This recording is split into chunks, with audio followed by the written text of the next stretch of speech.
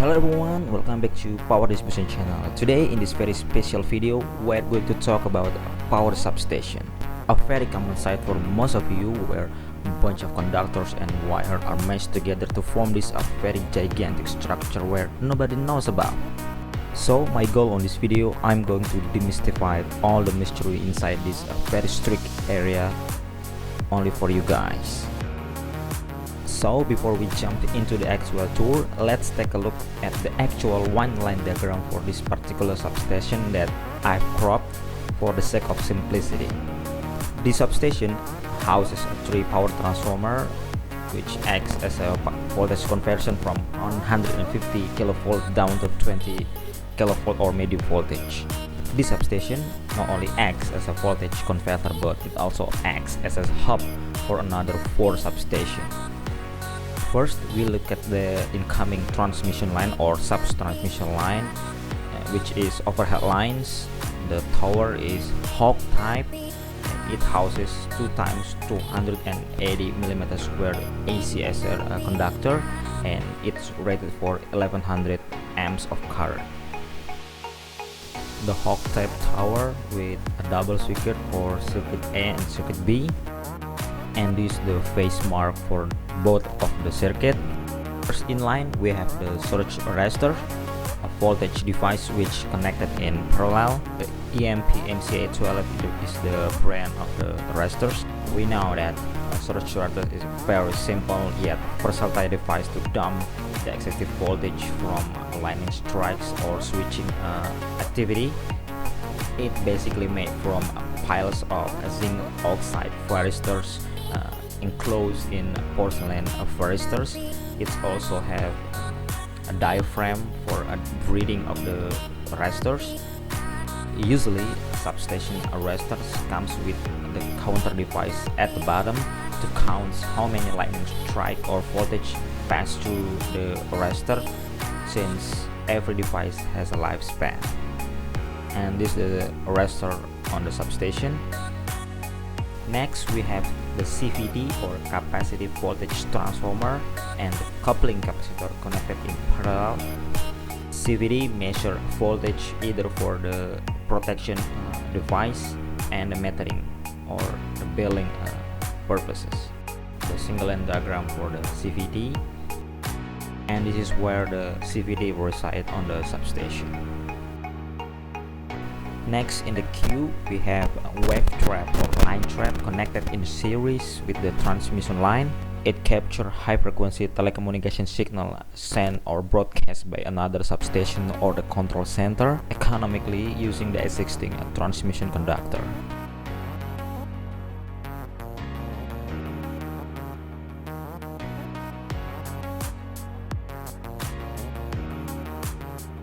It basically consists of an inductor and a tuning capacitor to tune into a specific frequency, which is the telecommunication frequency.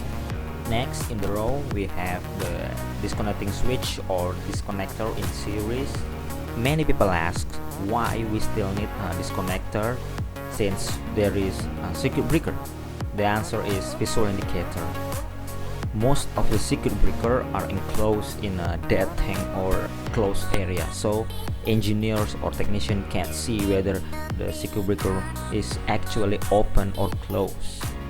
So to give extra confidence for workers and engineers to work in a high voltage line, we install disconnecting switches. This is the disconnecting switches on the switchyard. And next in the row we have the current transformer in series, which of course measure the current flowing inside the transmission conductor for metering or protection purposes. It measures the magnetic field created by the conductor across the wire.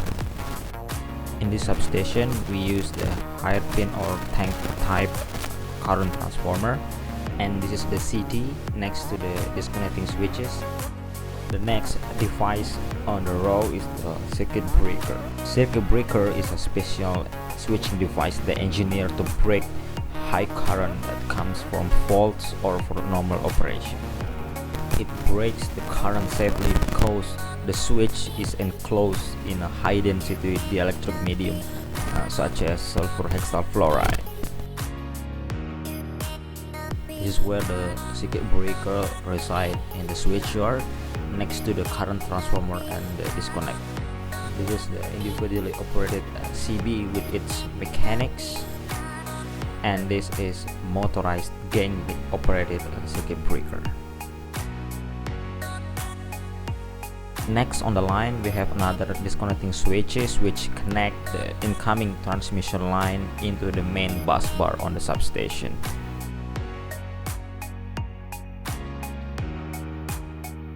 After the disconnecting switches, we have this double bus bar configuration on the main substation which connect all the incoming transmission as well as the outgoing transmission line. This double bus bar configuration consists of 2 times 300 mm square conductor rated for around 2000 amps of current. This is the associate switches PT and CD for the outgoing transmission line.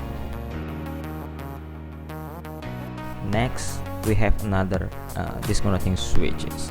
This switch is intended to isolate the transformer during maintenance.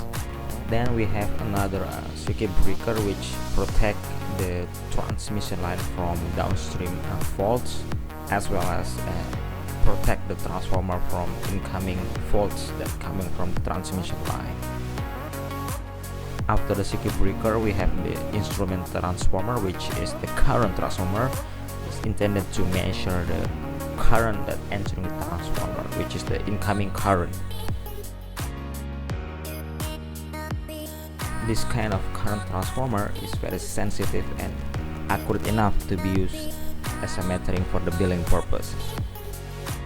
Next on the line, we have the lightning arresters, which protect the transformer from high impulse voltage from the lightning strikes.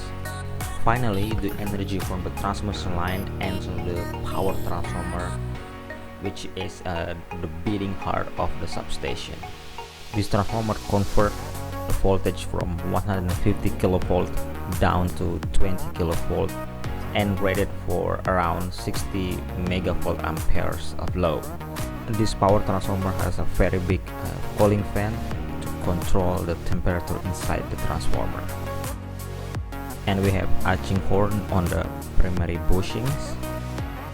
This is the 3D rendering of similar type power transformer to give you a clearer understanding what is a power transformer looks like.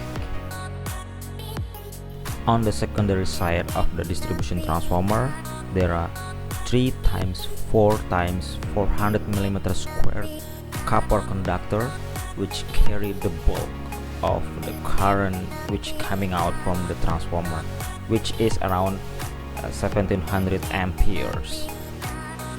These gigantic wires then feeds the incoming cubicles and the CBs, and then to be distributed on the 20 kilovolt bus bar and the associates feeders. The bulk of the current that comes from the secondary windings of the power transformer first goes into the incoming cubicles. After that, the current goes into a 20 kV common rail or bus bar, and finally the current gets distributed across multiple distribution cubicle and feeders. There you have it, guys. What's inside the substation has been demystified. If you enjoy this kind of video, don't forget to leave a comment and subscribe to the channel. Thank you very much.